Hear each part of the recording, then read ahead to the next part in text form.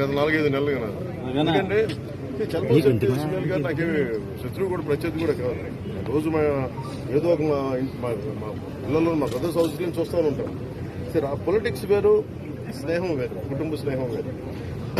నిజంగా ఆయన ఒక పార్టీ మీద నిలకడగా ఉండే వ్యక్తి అయితే నిజంగా ఒక జాలి పాపనే ఎన్నిసార్లు ఓడిపోయాడు. ప్రతిసారి అవకాశవాదంగా నిలబడటం, వెళ్ళిపోవటం, మళ్ళీ ఎలక్షన్ ముందు రావటం, ఇవన్నీ సరైన సంకేతాలు పంపం. ఉదాహరణకి నేను కూడా ఓడిపోగానే నేను పార్టీ మూసేసి మళ్ళీ ఇప్పుడు వస్తే బాగుంటుందా? అది నమ్ముతారు. అది ఒక దశాబ్దం కింద పడ్డాం, నలిగాం, కింద మీద పడ్డాం, అలా ఉండి కూడా తగ్గించుకొని మరి ఈ రోజున ప్రజలు గెలవడానికి కూటమి ఏర్పాటు చేసుకున్నాం. సో చలమలశెట్టి సునీల్ ఆయన వ్యక్తిగతంగా నాకు బాగా తెలుసు, ఆయన పరిచయం బాగా ఉంది, ఉదయ్ గారికి కూడా ఉంది. కానీ కాకినాడ పార్లమెంట్కి అతను సరైన వ్యక్తి. ముఖ్యంగా సునీల్ గారు చాలా కీలకమైన ప్రశ్నలకు కొన్నిటి సమాధానం చెప్పాలి. కాపు రిజర్వేషన్ని చీకొట్టింది వైసీపీ పార్టీ. అలాంటి పార్టీని రిప్రజెంట్ చేస్తున్నారు. 27 దళిత పథకాలు తీసేశాడు, దానికి సమాధానం చెప్పాలి. దళితులకు సంబంధించి బీసీలకి 34% నుంచి 24% స్థానిక ఎన్నికల్లో తీసేశాడు, దానికి సమాధానం చెప్పాలి. ఇలా 30,000 మంది ఆడపిల్లలు అదృశ్యం అయిపోయారు, దానికి సమాధానం చెప్పాలి.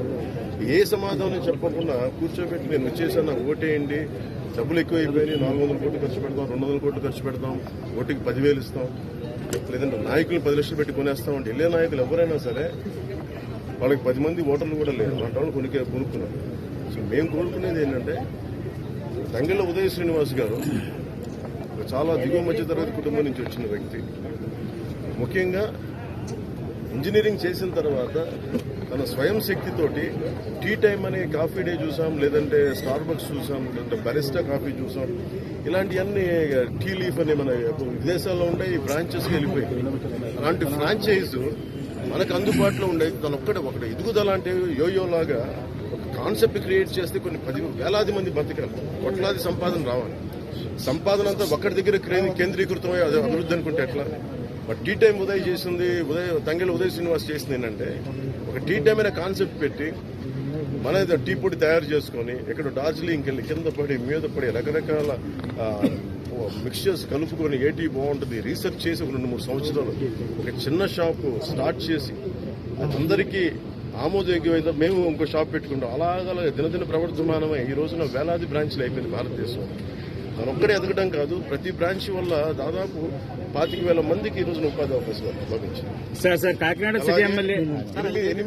నుంచి 11,000 మంది ఆడపిల్లలకి వాళ్ళ కాళ్ళ మీద వాళ్ళు నిలబడగలిగే టీ టైం సంపాదన పడ్డాయి. దీన్ని బట్టి మీరు అర్థం చేసుకోవాలి. పొద్దున్న ఎక్కడికి వెళ్ళాలనుకున్నా ఉప్పాడ చీరలు కానీ ఇదేదో బ్రాండింగ్ చేయగలడు, తనకున్న ఎబిలిటీయే బ్రాండింగ్ చేయగలడు.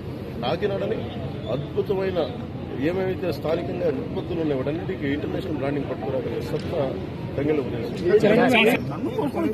నేను వస్తే సింగిల్ గా వస్తాం, నేను అలా అనే చెప్పాను. నేను 10 సంవత్సరాలు నిలబడతానంటే మాట్లాడు, నిలబడి చూపిస్తాను. అలాగే ఊరు చీరని అంటే నేనేం మాట్లాడు, నిలబడి చూపిస్తాను. కాకినాడ సిటీ ఎమ్మెల్యే ద్వారంపూడి చంద్రశేఖర్ గారి మిమ్మల్ని గెలవనున్నారు సార్.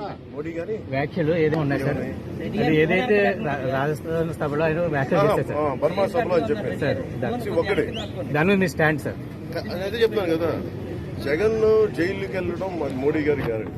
బర్మార్ సభలో రాజస్థాన్లో చెప్పారు, ఎవరైనా సరే కరప్షన్ చేసిన వాళ్ళు ఎవరైనా సరే జైలుకి వెళ్ళడం తప్పు. ముఖ్యంగా 30 కేసుల పైన ఈ రోజున ఆయన కూర్చోబెట్టి ఆయన 30 కేసులు పెట్టుకుని బెయిల్ మీద తిరుగుతున్న వ్యక్తి ముఖ్యమంత్రి. మారాల్సిన సమయం, ముఖ్యంగా మనం మారాల్సిన సమయం. మనం కనుక కూర్చోబెట్టి కులమనో మతమనో వర్గమనో ఇలాంటి ఆలోచనలతో వెళ్తే మన భవిష్యత్తు నాశనం. కూటమి విజయం కలిగే